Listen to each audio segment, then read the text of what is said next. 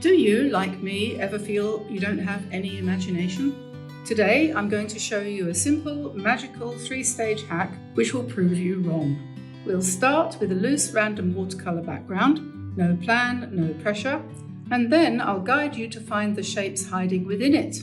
Together, we'll turn that chaos into a beautiful abstract floral, bursting with life and colour.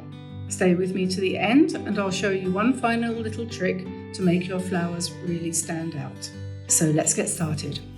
Okay, today we're going to be branching out into another kind of realm of watercolour painting, which is going to allow your brain to have some exercise.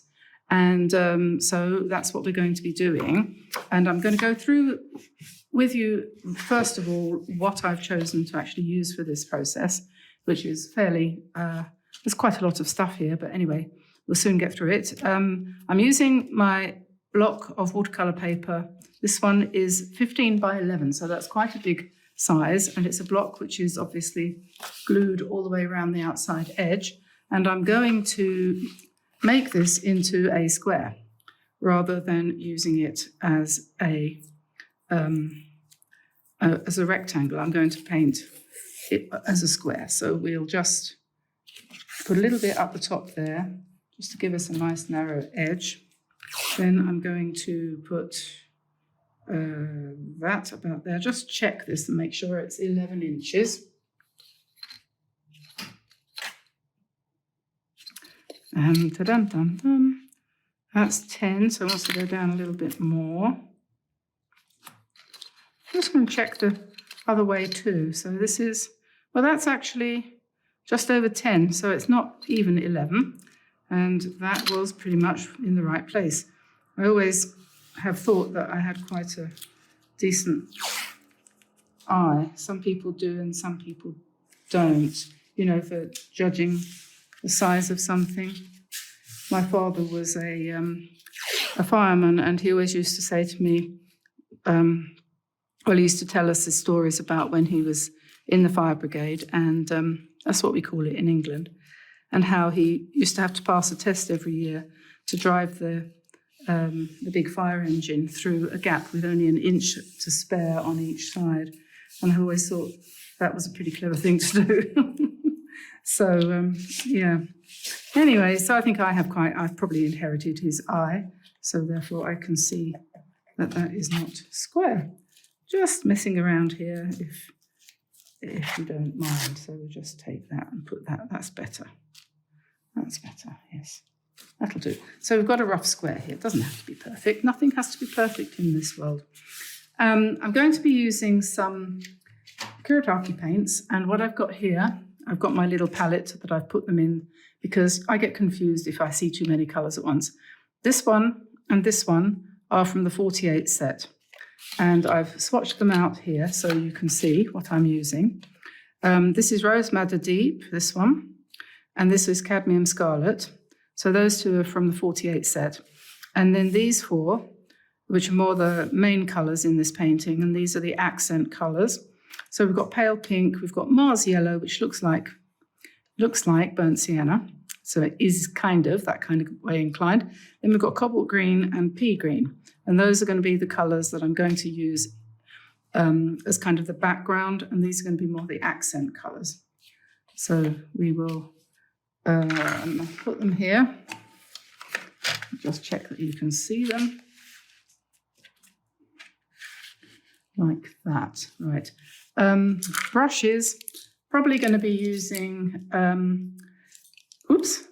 these Meeden quill brushes, which I like. These will be more for details, possibly later. They're just little round synthetic brushes. So I'll be using those. I've got a few round palettes here, which are nice and clean. I might use those for mixing on. What else have I got? We will be using salt, which is I've got here, which is fine salt, because that's all I've got. Cling film or saran wrap or whatever you call it. I've got white ink here, which I might use, and I've got acrylic, no, not acrylic, titanium white from Meeden, So any white paint will do. Acrylic would be okay too. Little spray bottle in case I need it. That's lost from previous painting. Can't think if there's anything else. Oh yes, I've got I might use these, might not, don't know yet. The Carrot Aquarelle watercolor pencils are here, just in case. I've got a big pot of, water. Got two of them, actually. The other one's just behind, and that's the dirty one. Okay, so what we're going to do, first of all, is I'm going to wet the whole page. I'm going to take a big brush. Could use this big flat one, that will do. And just in case I don't want to drop the water out over there, so I'm just going to make the whole thing wet. And then into this wet surface, I'm going to drop some colours. Now, I'm painting from imagination, you could call it. I don't think the imagination has exactly come into play yet, because, I'm sorry, something in my eye. Because all I'm doing, I'm not thinking about anything, except I know that this is going to be a vase of flowers. And I want to give credit, actually, to a lady from France called Sandrine Lissier, who's written a book about painting abstract flowers, I think you could probably say. And it's a very interesting book, actually. A lot of books that I come across these days that have been recently written are, to be quite frank, utter rubbish. No particular person targeted here, but for me, they are rubbish because they're only full of things that I've read 10,000 times before, so that I'm not learning anything. There's nothing more frustrating, is there, than not learning anything from a book you read, you spend time, you don't learn anything. Why have I spent my time reading that book? So after a while, you start to give up. And all my old books are out of date now, so I'm constantly on the lookout for new books that have got new ideas in them, and this one does. So I'll put a link to that in my description below, and you can take a look at that if you like. I think it's actually quite an interesting book. Now, what I'm doing now is I'm going to create a background, and I'm going to use some techniques to make a texture in the background, okay? So I think probably best thing to do is going to be, and I'm also thinking about flowers. So I need areas of green and I need areas of pink and red. So, but I don't know how this is going to work out. And I'm going to be pretty random about this because I don't know how it's going to work out. I've tried to choose colours here that when you mix them together, this is what I was doing here, trying to choose colours that when you mix them together, you don't get a nasty colour. So I mixed that one with that one, and I found I got this or this when I mixed this with this. So they mix well, which is always a good thing, isn't it? I'm going to put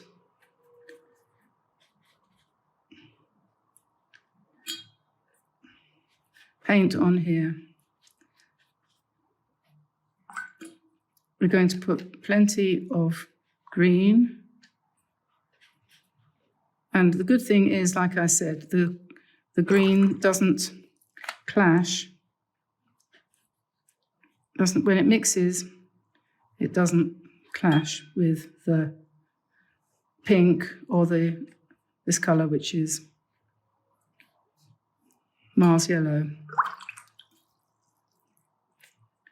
And people have said when they see me starting to do this kind of painting, because it's not the first time, they have said, I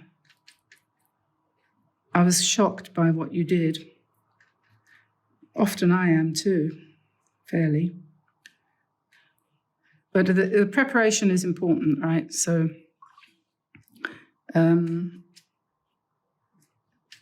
choosing the colours so that they don't just go all to greys or browns is quite important. In fact, it's very important. So you have to try it out. You know, there's not really any other way other than trying it out. So we are using the pink, the pale pink, to, what's the word, kind of attenuate, to subdue the brightness of some of the colours. So if you put that in, you will be able to link the things together. Okay, so yeah, so yes, let's have a bit more of this down here. Perhaps not quite that much. One of the things with the Art Nouveau paints is that they do have quite a lot of white in them. And that means that they're fairly opaque.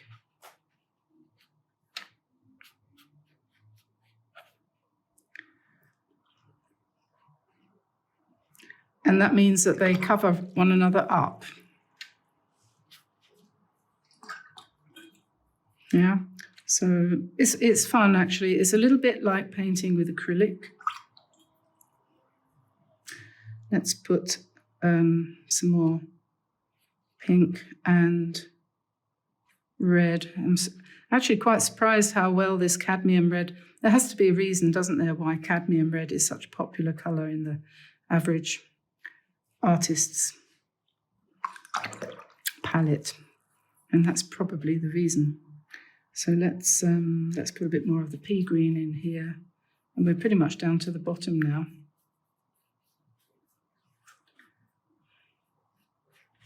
Okay, so there we are. That's our lovely colours. I think we're going to put a little bit more pink up here, with a bit of the darker red in it too. Maybe a little bit up here.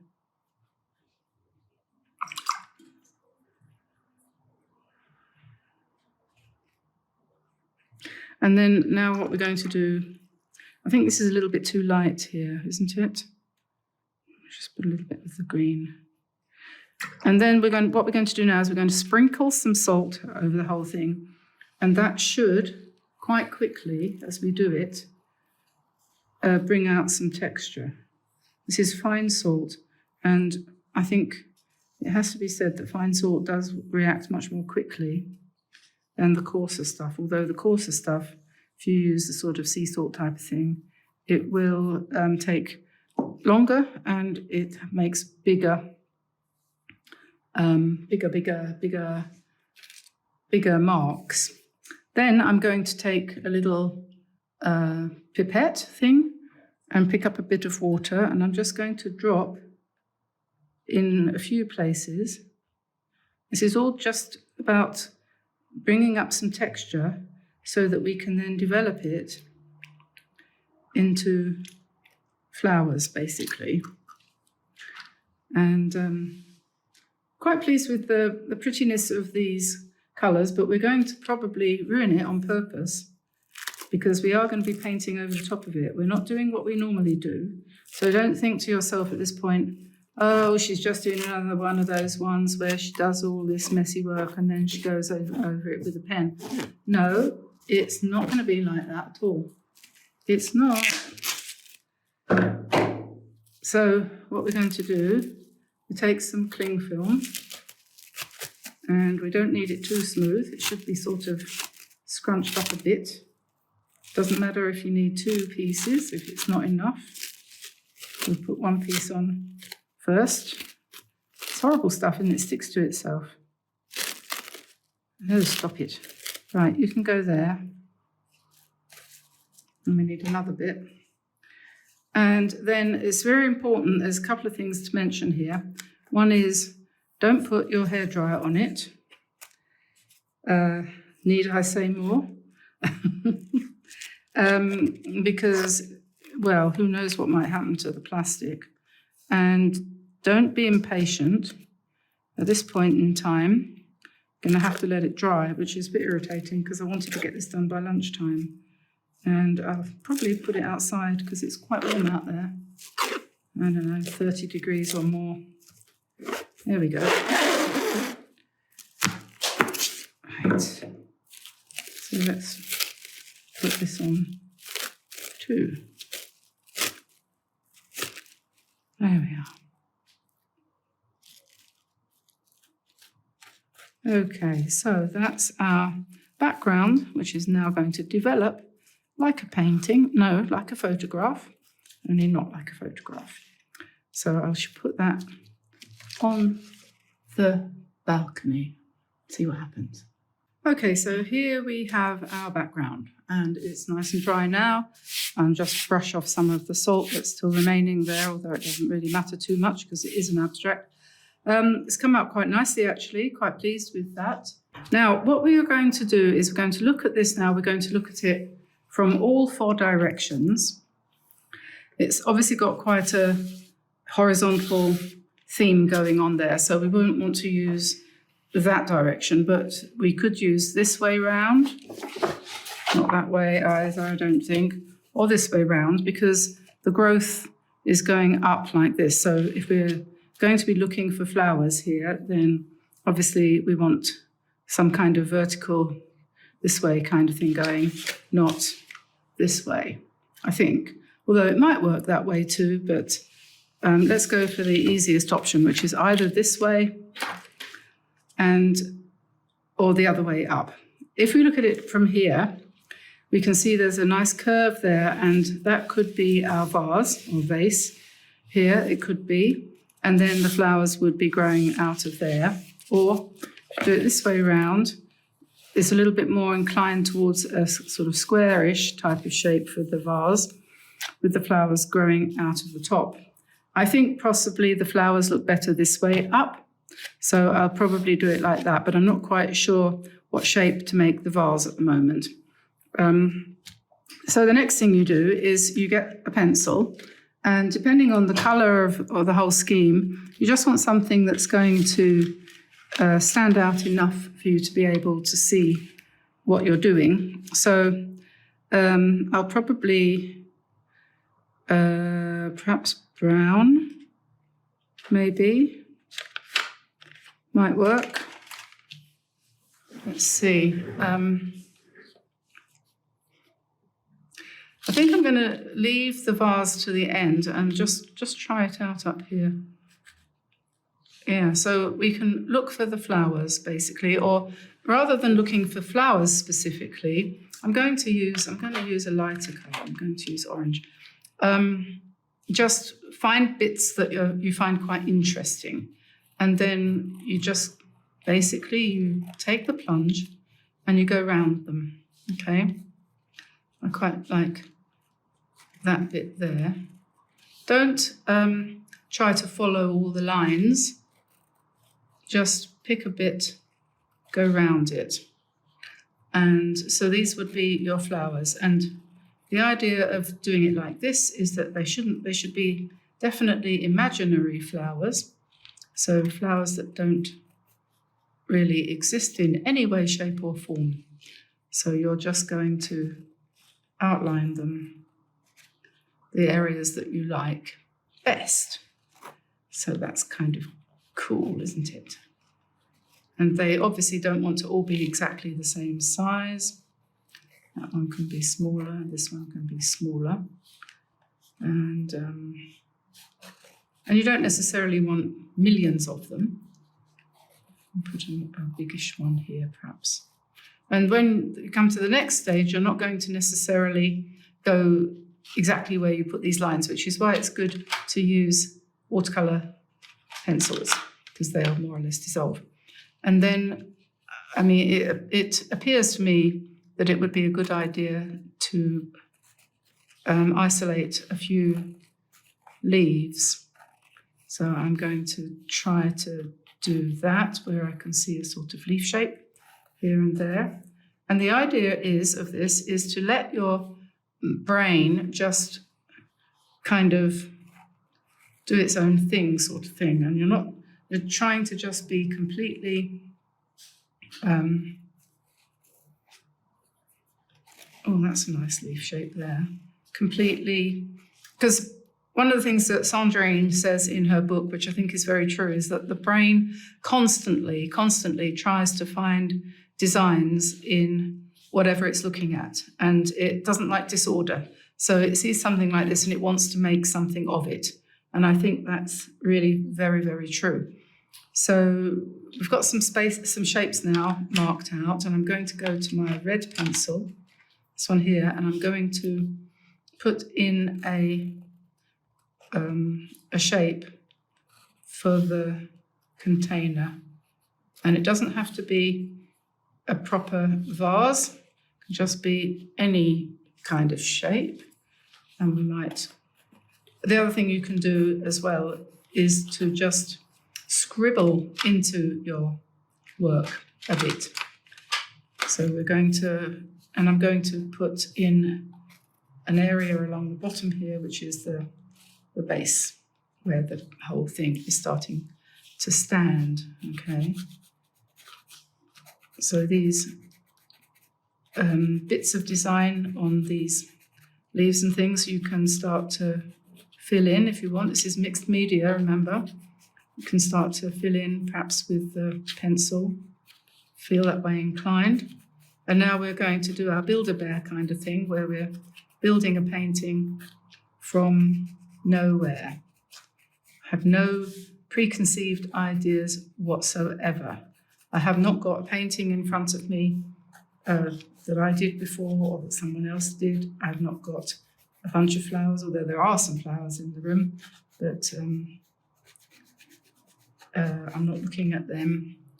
And I'm just kind of filling in a little bit these leaves so I can see them a bit more close up. And maybe we might want one or two in the middle here. I have a problem with making things irregular shapes. That's one of my issues. I do truly believe that I do have a problem with my imagination, but I do also know that my brain is very good at finding patterns where they aren't necessarily existing. I always remember when we lived as a child, I lived in a house, we had an interesting wallpaper in the toilet, in the bathroom, separate. We had a separate toilet to the bathroom there. And I used to spend my time in there trying to make patterns out of what was on the walls.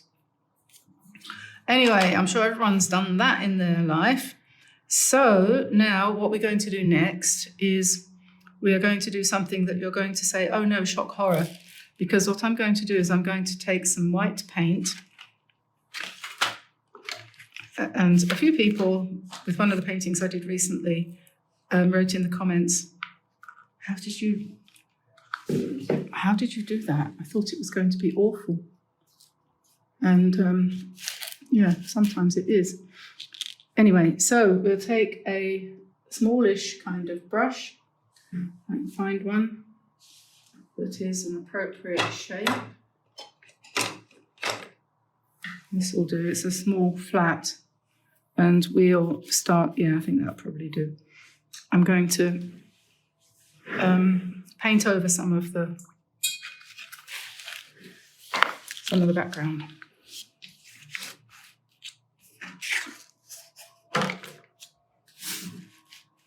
Just so that you can see, get it in the right place. So I've just got ordinary white watercolour paint here. This is Meeden, it's not particularly opaque, but we're going to go round the shapes that we have isolated. Whoops. We're going to go round the shapes that we've isolated.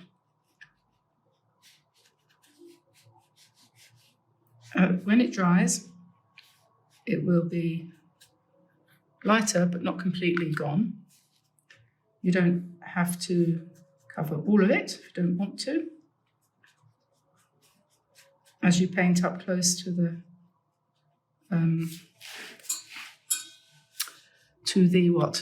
lines that you've done with your pencil, you'll find that they will begin to melt a little bit.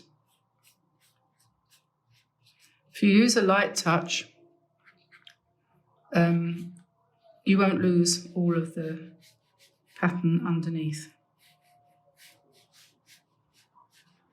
So, you know, you're not aiming to obliterate everything. You could, if you wanted to. That would also be possible.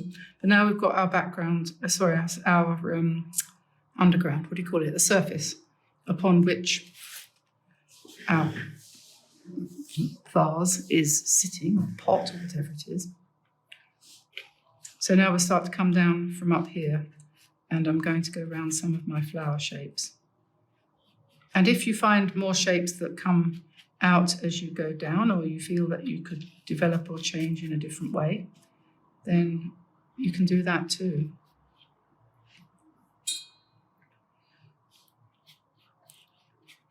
We have a pink, little bit of a pink leaf here.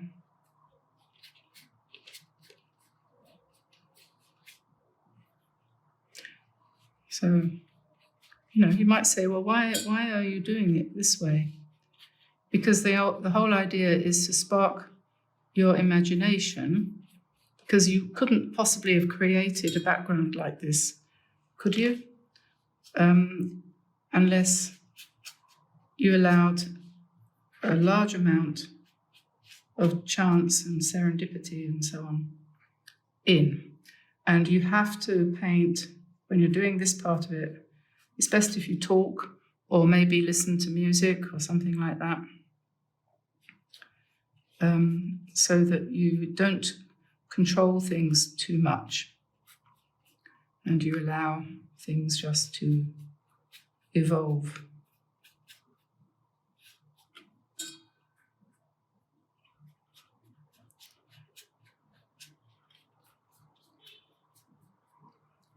And the main thing to do is to remember not to paint over the bits that are nice. I mean, this is a nice bit. Not quite so keen on this bit. And you can vary the amount of white. If you use a bit more, the bits that are boring or you don't like, you can paint over them. I'm going to actually remove that one because I think that was a bit too much. But that won't go away completely.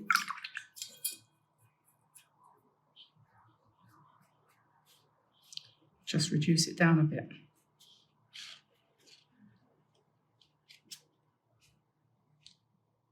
Yeah, I don't think I like that one at all. I think he can go as well into the background.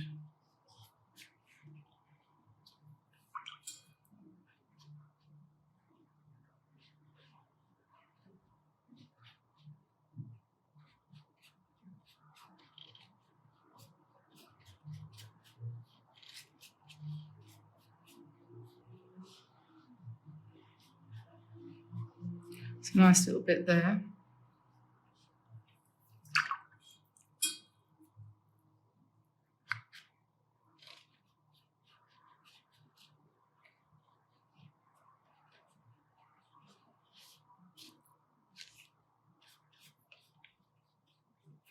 Main thing to do at this point is to remember that you are painting something which is going to look nice, not necessarily look like anything in specific, if you see what I mean.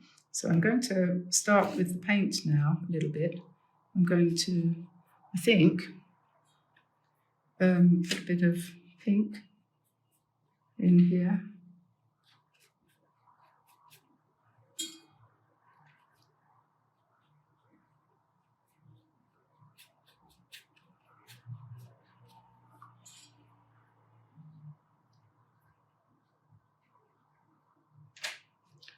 Mix it with the yellow a little bit, perhaps, to be a bit careful.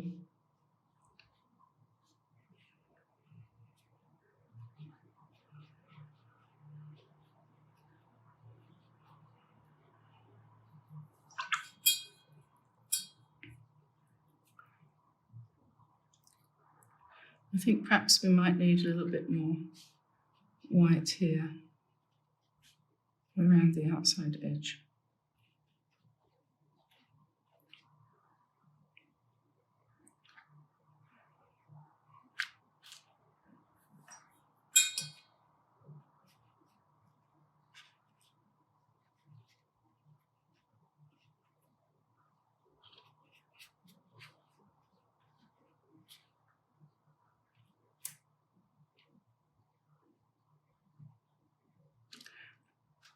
Although this bit here is quite interesting, I think it's probably a bit too dark.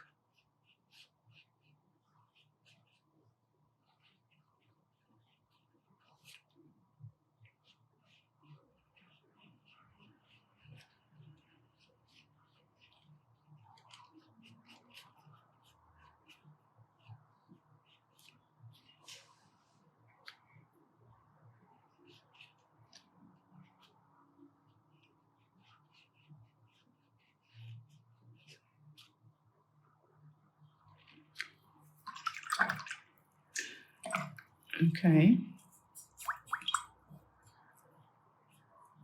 Now I'm thinking about the leaves.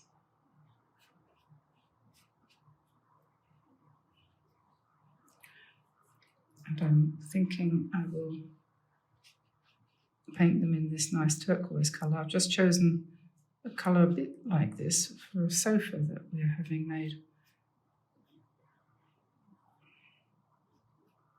Does that seem a bit bold?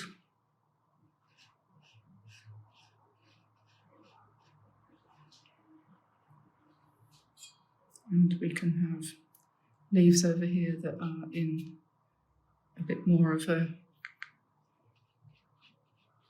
yellowish type of tone.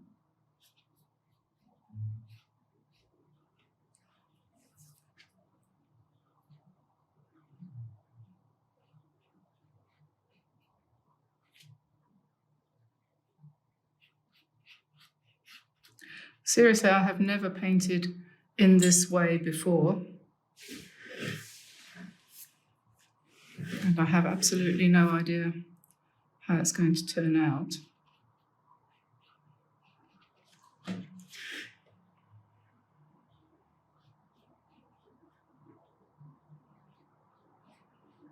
But I do recommend it because it certainly takes your mind off of your problems.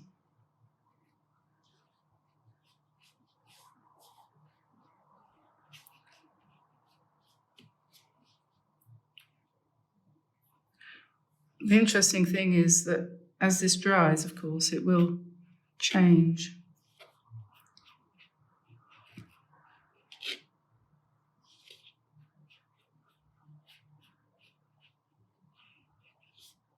Watercolour always changes as it dries, doesn't it?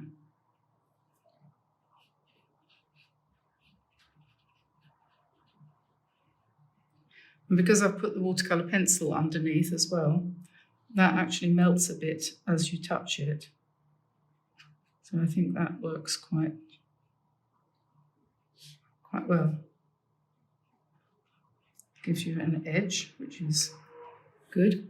And if, with any luck, as you carry on, you'll find your flowers will begin to emerge without any encouragement from you, with any luck.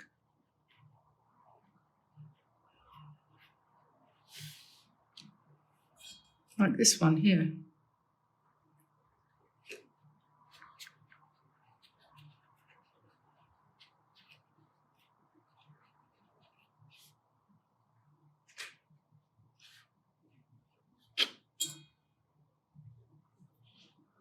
See, these ones have shone through, determined to be there, so I'm going to have to allow them. But I think maybe what we need then is another one.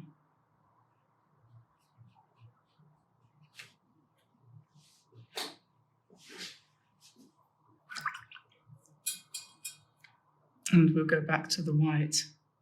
Get rid of this one.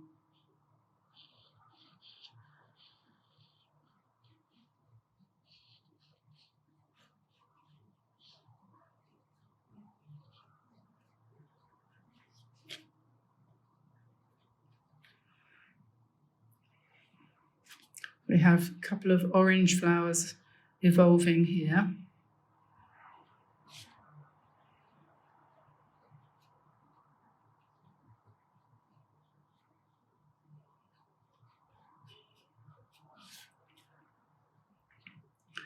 And we have a leaf here.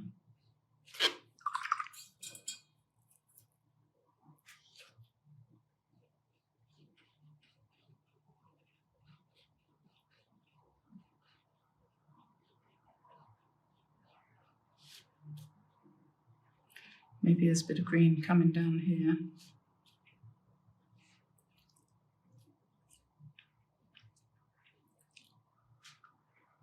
At some point, you'll probably want to start thinking about putting stems in, as well as the leaves, of course. And we'll probably want to think a little bit about some pink, where we have perhaps our flowers that are not terribly well formed.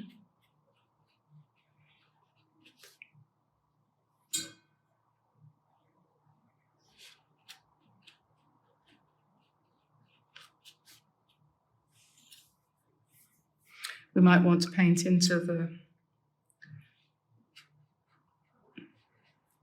the shape, knowing that a lot of it will show through as it dries.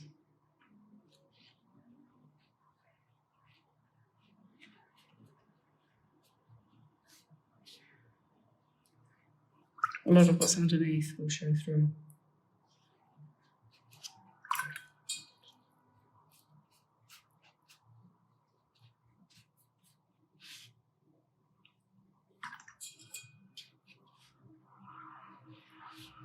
I just want to lighten that up a little bit there. I think I don't really want to make too many alterations to what I put down, but that one I just had too much paint on my brush.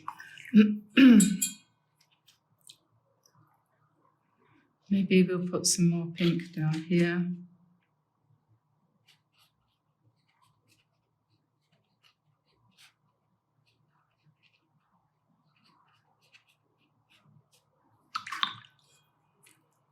And over here.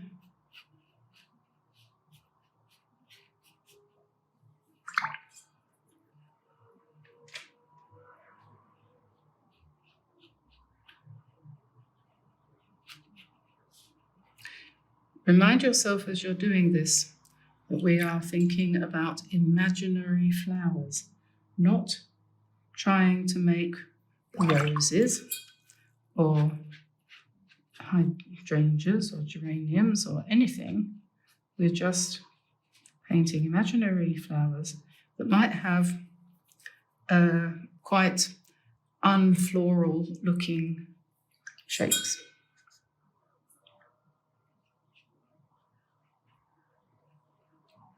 Just make some pink here.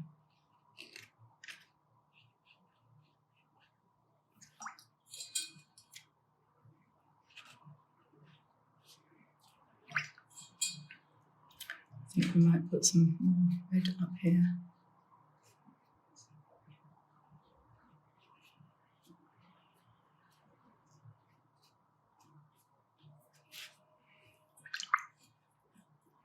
I think probably need a bit more white in here.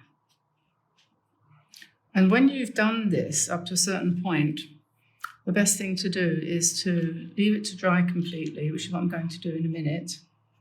And I'll come back after I've had lunch. And then I'm going to put the stems in and see. And I think the pot, we might, I don't know, it's got quite a lot of interest in it already, hasn't it?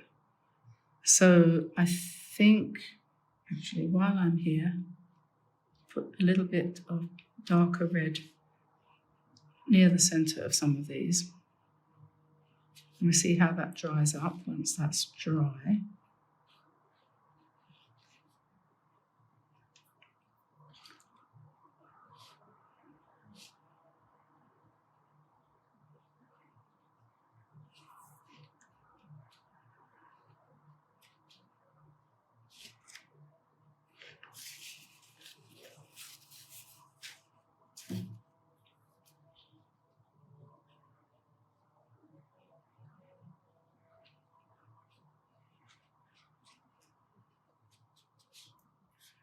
Okay, so I'm going to leave that there. I'm going to leave that to dry, and then I'm going to come back after lunch and we will see what we have got.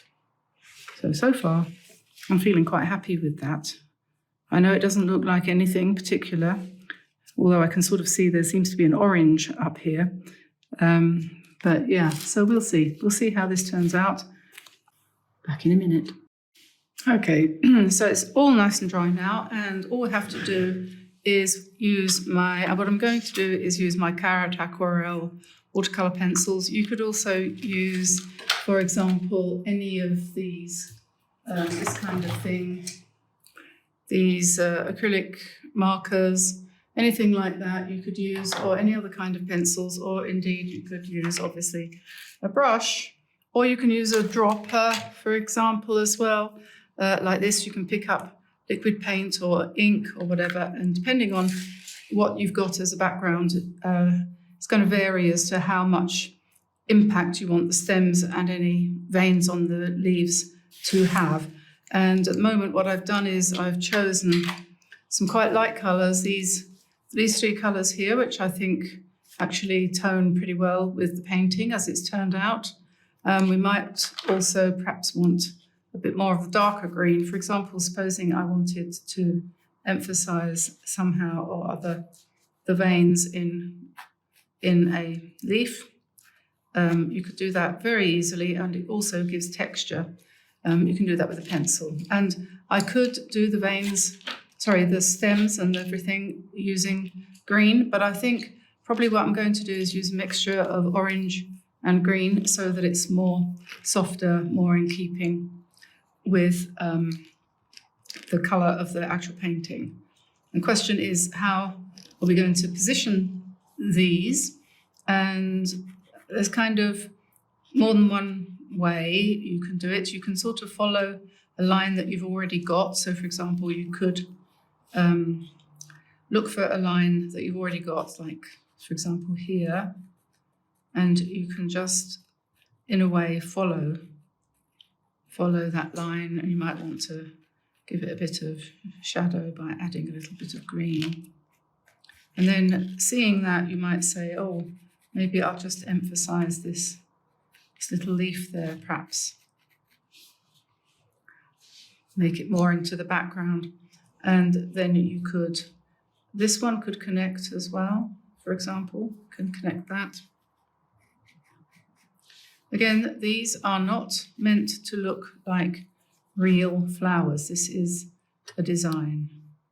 And this is very good for me to be doing because, as I was saying in a video the other day, I don't feel as if I'm very competent when it comes to design. Didn't go to art school, didn't do anything exciting like that. Would have loved to have gone, but wasn't given the opportunity in those days. And we've heard this story many times, haven't we, from other people. It wasn't a working class thing to do, to be honest. I think that was one of the problems for me. It didn't lead to a job. It wouldn't pay the rent. So, yeah. Anyway, so let's put a little line in here for this floral piece here.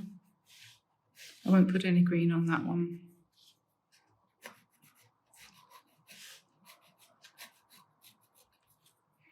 And then up here, I quite like the fact that most of these leaves are sort of detached. They're not holding on to anything. So they've kind of fallen out. And I'm not fallen out with me, but fallen out of the picture. I'm not going to put a lot of stems in. I'm going to pretend that this is a kind of disconnected, a little bit disconnected floral arrangement, if you know what I mean. So here we could, I don't want to have lines coming up straight, and if it doesn't seem to work, I won't do it. So I'm not going to do that. I don't think that's necessary. This is an interesting flower. That is definitely an imaginary flower. A little bit of shadow under there. I know I said I wouldn't use the green, but only just a tiny bit. Maybe I'll put a very little bit more brown under there.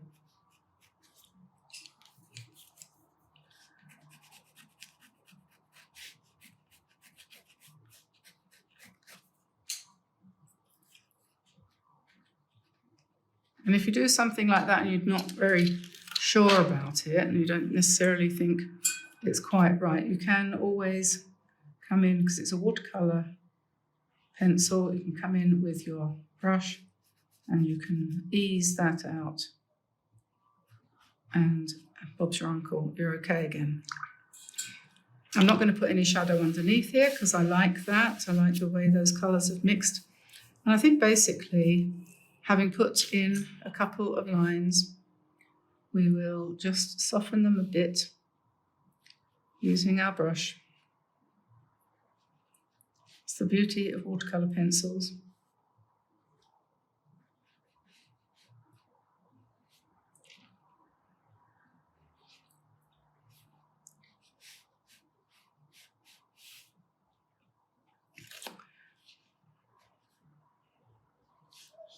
And I think I'm going to leave it there. So I hope you enjoyed that. Please give us a like and, make a comment and subscribe to the channel if you did like what I've done here. Very different from our normal kind of thing. A lot easier than it looks, I think. And every single time you do something like this, it'll be completely different from everybody else's version. So it's a really good way of starting to develop your own style. And I could take this further. There's much more that could be done, but I think probably the video is quite long enough as it is. And so I will say goodbye for now. Don't forget to check the description below if you want to have a look at Sandrine Pelletier's book, which you'll see her work is completely different from mine, but that's what happens when you follow somebody else's ideas and, you're not trying to copy them, but you're trying to follow the ideas. Oh, I should show you this. Just here, hang on a second. This was my first effort. This is my practice one where I was not at all sure what I was doing. But I think even that is quite interesting, although I have to admit, I'm not unhappy with that. I think it's quite pretty. So let me know what you think. Let me know if you have a try at it. And I look forward to seeing you again next week. So today's Saturday. It'll be Tuesday, will be the next thing that we do. And we're going to start soon on Christmassy things, full steam ahead, so to speak, because where are we now? Tuesday will be the, 26th, 27th, the 28th of October. It'll be time to start thinking about Christmas cards. So I will see you then. Take care, look after yourselves, and don't forget, do lots of painting. I'll say bye for now, there, and everybody. Bye-bye.